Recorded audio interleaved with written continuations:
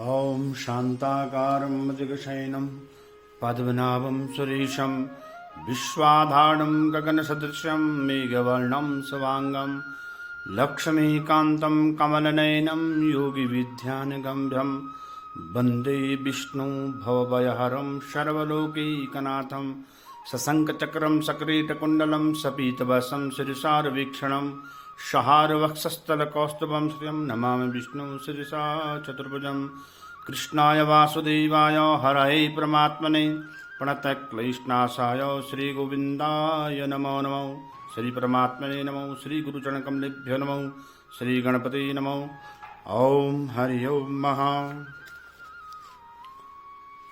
आप सभी को देव प्रबोधिनी एकादशी की बहुत बहुत शुभकामनाएं। भगवान श्री राधा कृष्ण की कृपा सब पर बनी रही। आइए आज इस एकादशी की व्रत की कथा सुनते हैं। इसका क्या महत्व है, क्या फल है। तो भगवान श्री कृष्ण ने कहा, हे अर्जुन, तुम मेरे प्रिय सखा हो।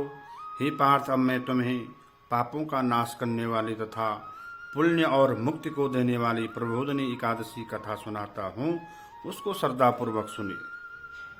तो भगवान ने अर्जुन के कहने पर कि हे भगवान, कार्तिक मास के शुक्ल पक्ष में जो एकादशी आती है उसका क्या नाम है, उसकी क्या कथा है, तो उसके बारे में भगवान श्री कृष्ण ने कहा, हे पार्थ, इस संबंध में तुम्हें भगवान ब्रह्मा जी और नारद के बीच का जो वार्तालाप है उसको सुनाता हूँ, उसको सुनिए। एक समय की बात है कि एक बार नारद जी ने ब्रह्मा जी से पूछा, हे पिता, प्रबोधिनी एकादशी के व्रत का क्या फल है, आप कृपा करके मुझे यह सब विस्तार पूर्वक से कहिए।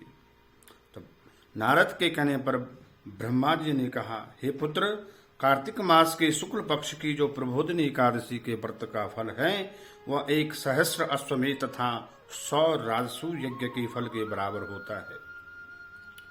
तो फिर नारद जी ने पूछा, हे पिता, एक संध्या को भोजन करने से, रात्रि में भोजन करने तथा पूरे दिन उपवास करने से क्या फल मिलता है, उसे आप समझाइए। तो भगवान नारद जी ने कहा, हे नारद, एक संध्या को भोजन करने से 2 जन्म तथा पूरे दिन उपवास करने से 7 जन्म के समस्त पाप नष्ट हो जाते हैं।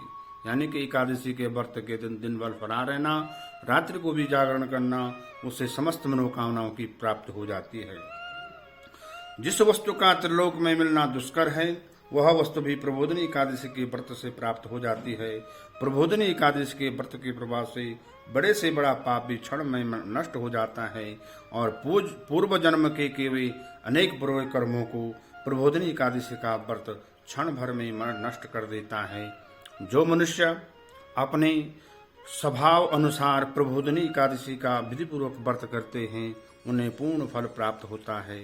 हे पुत्र, जो मनुष्य श्रद्धापूर्वक इस दिन थोड़ा भी पुण्य करते हैं, उनका वह पुण्य पर्वत के समान अटल हो जाता है। जो अपने हृदय के अंदर ऐसा ही ध्यान करते हैं कि मैंने आज प्रबोधिनी एकादशी का व्रत करना है, उसके 100 जन्म के हृदय के अंदर पाप नष्ट हो जाते हैं। जो मनुष्य प्रबोधिनी एकादशी को रात्रि जागरण करते हैं, उनकी बीती हुई तथा आने वाली 10 पीढ़ियां विष्णुलोक में जाकर के वास करते हैं और नरक के अनेक दुखों को भोगते हुए उनके पितृ विष्णुलोक में जाकर के सुख भोगते हैं। हे पुत्र, ब्रह्म हत्या आदि महान पाप भी प्रबोधिनी एकादशी के दिन रात्रि को जागरण करने से नष्ट हो जाते हैं। प्रबोधिनी एकादशी को रात्रि को जागरण करने का फल अश्वमेध आदि यज्ञों के फल से भी अधिक होता है। समस्त तीर्थों के में जाने तथा गौ, स्वर्ण, भूमि आदि के दान का फल प्रबोधिनी एकादशी के रात्रि जागरण के फल के बराबर होता है। इस संसार में उसी का जीवन सफल है जिसने प्रबोधिनी एकादशी के व्रत के द्वारा अपने कुल को पवित्र किया है। संसार में जितने भी तीर्थ हैं तथा जितने भी तीर्थों की आशा की जा सकती है, वह प्रबोधिनी एकादशी का व्रत करने वाले के घर में रहते हैं। मनुष्य को समस्त कर्मों को त्यागते हुए भगवान की प्रसन्नता के लिए कार्तिक मास की प्रबोधिनी एकादशी का व्रत अवश्य करना चाहिए। जो मनुष्य इस एकादशी को व्रत करता है, वह अत्यंत धनवान, योगी, तपस्वी तथा इंद्रियों को जीतने वाला होता है, क्योंकि एकादशी भगवान विष्णु की अत्यंत प्रिय है। इस व्रत के प्रभाव से मनुष्य पुनः जन्म नहीं लेता है और इस व्रत के प्रभाव से कायिक, वाचिक, मानसिक तीनों प्रकार के पाप नष्ट हो जाते हैं। इस एकादशी के दिन जो मनुष्य भगवान की प्राप्ति के लिए दान, तप, होम, यज्ञ आदि करते हैं उन्हें अक्षय फल मिलता है। प्रबोधिनी एकादशी के दिन भगवान विष्णु की पूजा से बाल, यौवन और वृद्धावस्था की समस्त पाप नष्ट हो जाते हैं और इस एकादशी को रात्रि जागरण करने का फल सूर्य ग्रहण के समय स्नान करने के फल से सहस्र गुना अधिक है। मनुष्य अपने जन्म से लेकर के जो पुण्य करता है वह पुण्य प्रबोधिनी एकादशी के व्रत के पुण्य के सामने व्यर्थ है। जो मनुष्य प्रबोधिनी एकादशी का व्रत नहीं करते हैं उनके समस्त पुण्य व्यर्थ हो जाते हैं। इसलिए विधि पूर्वक से विष्णु भगवान की पूजा करनी चाहिए। जो मनुष्य कार्तिक मास में धर्मपरायण होकर के अन्य व्यक्तियों का अन्न नहीं खाते हैं उन्हें चंद्रायण व्रत का फल प्राप्त मिलता है। कार्तिक मास में भगवान दान आदि से उतने प्रसन्न नहीं होते हैं जितने कि शास्त्रों की कथा सुनने से प्रसन्न होते हैं। कार्तिक मास में जो मनुष्य भगवान की कथा को थोड़ा बहुत पढ़ते हैं या सुनते हैं उन्हें 100 गायों के दान का फल प्राप्त हो जाता है। इसलिए इस एकादशी के दिन मनुष्य को ब्रह्म मुहूर्त में उठना चाहिए और स्नान आदि से निवृत्त होकर के संकल्प करना चाहिए, हे भगवान आज मैं आपका व्रत ले रहा हूँ, इससे मेरे द्वारा किसी को कोई भी ऐसा कार्य न हो जिससे इस मेरा व्रत भंग हो। इस प्रकार से भगवान का सबसे पहले स्नान कराएं, पंचामृत से स्नान कराएं, षोडशोपचार भगवान की पूजा करें, भगवान को यज्ञोपवीत धारण कराएं, नूतन वस्त्र भगवान को धारण कराएं, भगवान का सुगंधित चंदन से लेप करें और तत्पश्चात भगवान को अनेक प्रकार के फलों का भोग लगावें। और इस एकादशी के दिन कहते हैं तुलसी माता का भी पूजन किया जाता है।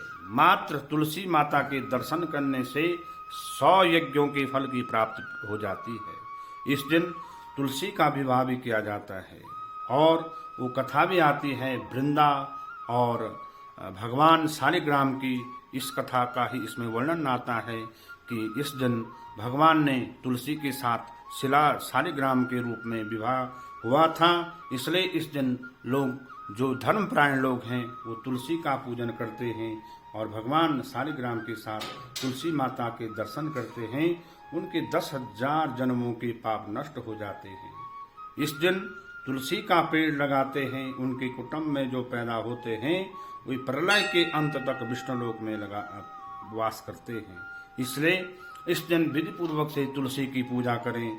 अगर हो सके तो जिनके घरों में तुलसी के वृक्ष लगे हुए हैं, तुलसी माता है, वो अपने सामर्थ्य के अनुसार भगवान शालिग्राम के साथ तुलसी माता का भी उस दिन व्रत और उनका विवाह कर सकते हैं। इसलिए इस दिन कहते हैं भगवान तुलसी मैया और भगवान शालिग्राम का पूजन बहुत ही पुण्यदायक होता है। साथ ही आज से लेकर के जो कार्तिक मास की पूर्णमासी है इसमें विषम पंचक भी लगे रहते हैं। इन 5 दिनों तक जो लोग निराहार रहते हैं उनको समस्त मनोकामनाओं की पूर्ण प्राप्ति हो जाती है। देव प्रबोधिनी एकादशी से लेकर के कार्तिक मास के जो शुक्ल पक्ष की पूर्णिमा आती है उस दिन तक विषम पंचक जिनको कहा जाता है।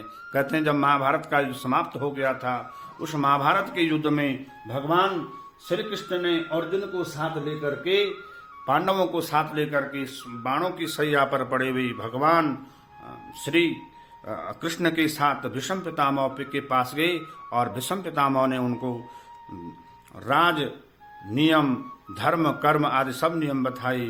उन 5 दिनों तक पूरा जो विवरण था वो जब पांडवों ने सुना वो 5 दिन विषम पंचकों के नाम से जाने जाते हैं। और कहते हैं इस दिन भीष्म पितामह को इन पंचकों में हमेशा तर्पण किया जाता है और उससे पितरों को भी सदगति की प्राप्ति होती है। तो विधि पूर्वक से इस देव प्रबोधिनी एकादशी का और विषम पंचकों में 5 दिन तक अखंड दीपक जलाने का भी एक नियम है।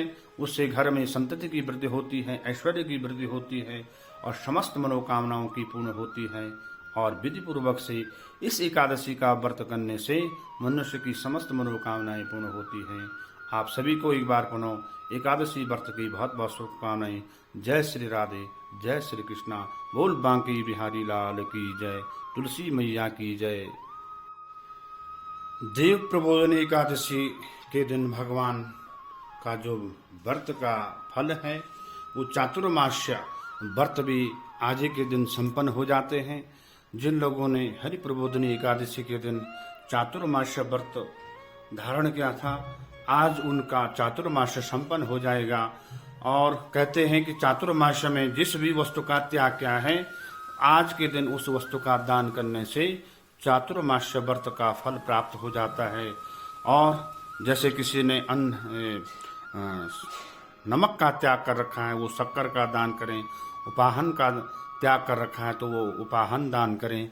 और किसी ने जैसे कि गेहूं का त्याग कर रखा है, वो तो गेहूं या आटे का दान करें, चावल का दान करें।